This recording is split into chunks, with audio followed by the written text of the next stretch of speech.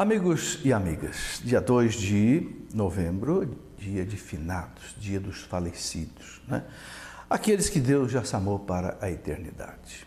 A igreja celebra essa festa há muitos anos. Na verdade, o dia 2 de novembro passou a ser festa oficial na igreja a partir mais ou menos do ano 1300, onde o Papa estabeleceu essa festa para toda a igreja. Mas, na verdade, ela, por volta do ano 1000, havia um monge beneditino muito famoso, Santo Odilon, do grande mosteiro de Cluny, na França, que foi um dos mosteiros mais importantes da Idade Média.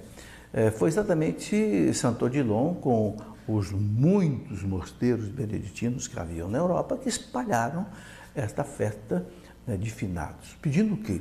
Que as pessoas rezassem pelos mortos, porque a igreja sempre acreditou, não é, que existe a necessidade de rezar pelas almas do purgatório, porque as almas do purgatório já não podem mais fazer nada por elas mesmas, porque terminou com a morte o tempo de conquistar méritos diante de Deus. Então, quem intercede pelas almas do purgatório somos nós que estamos aqui na terra e a igreja triunfante que está no céu.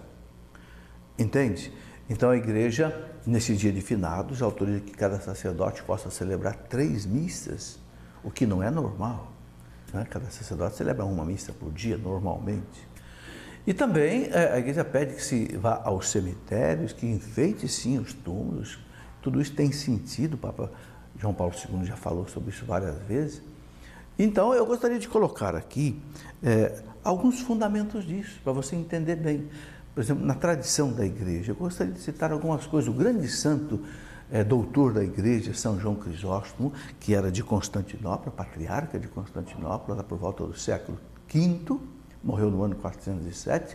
São João Crisóstomo dizia o seguinte, veja bem: levemos-lhe aos mortos socorro e celebremos a sua memória. Por que duvidar que as nossas oferendas em favor dos mortos lhe leva alguma consolação?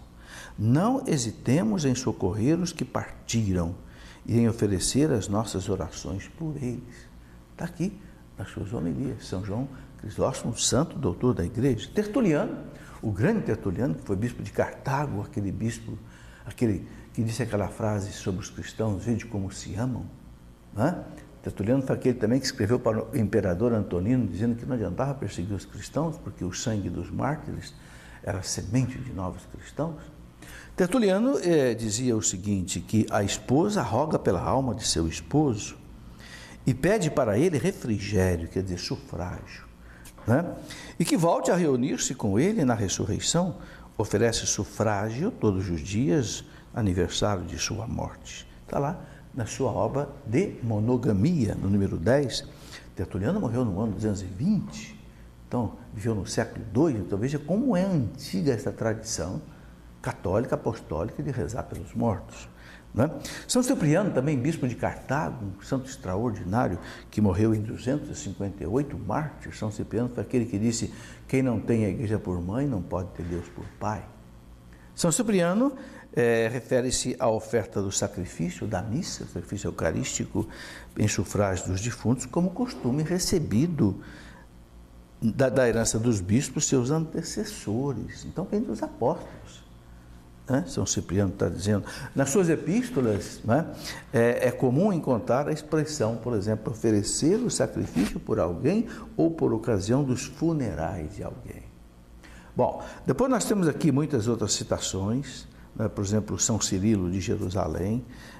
Enfim, também rezamos pelos santos padres e bispos e defuntos e por todos em geral, que entre nós, crendo que este será o maior auxílio para aquelas almas, por quem se reza, enquanto jaz diante de nós a santa e tremenda vítima, a Eucaristia. Mas eu quero destacar aqui para você uma palavra muito importante que foi dita no Catecismo da Igreja, porque o Catecismo da Igreja é o nosso documento básico. E ele diz assim, no parágrafo 958, reconhecendo cabalmente esta comunhão de todo o corpo místico de Jesus Cristo, a igreja terrestre, desde os primeiros tempos da religião cristã, venerou com grande piedade a memória dos defuntos. Olha aí, parágrafo 958. E ainda diz assim, que a nossa oração por eles, que estão no purgatório, pode não somente ajudá-los, mas também torna eficaz a sua intercessão por nós. Olha aí, muitas pessoas perguntam, eu posso rezar pelas almas do purgatório? As almas do purgatório rezam por nós? Sim. Olha o que diz aqui o Catecismo, no parágrafo 958. A nossa oração por eles no purgatório pode não somente ajudá-los, mas também torna eficaz a sua intercessão por nós. Você entendeu? As almas do purgatório oram por nós, e quanto mais você ora por elas, mais a intercessão delas por nós tem eficácia. É bonito isso. Então você pode pedir a intercessão das almas do purgatório, né? E o nosso querido Papa João Paulo II, no dia 8 de novembro de 1992, numa das suas homilias, o Papa João Paulo II disse assim: numa misteriosa troca de dons, eles no purgatório intercedem por nós, e nós oferecemos por eles a nossa oração de sufrágio. Então, algo confirmado pela Igreja. Ele ainda disse o seguinte, Papa João Paulo II, a tradição da Igreja exortou sempre a rezar pelos mortos. O fundamento da oração de sufrágio encontra-se na comunhão do corpo místico.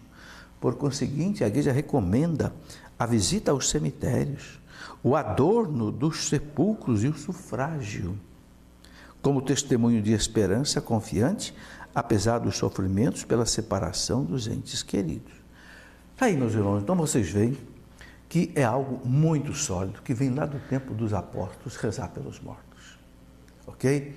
Eles não estão dormindo, eles já estão em Deus, porque a alma não dorme, o que dorme é o corpo na terra, a alma é espírito, o espírito não dorme.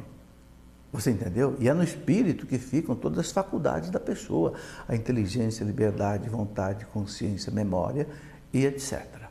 Compreendeu? Então vamos rezar pelos mortos, oferecer sobre eles, nessa Semana das Almas, que é a semana que vai de 1 a 8 de novembro, oferecer o sufrágio, né? Principalmente da indulgência plenária.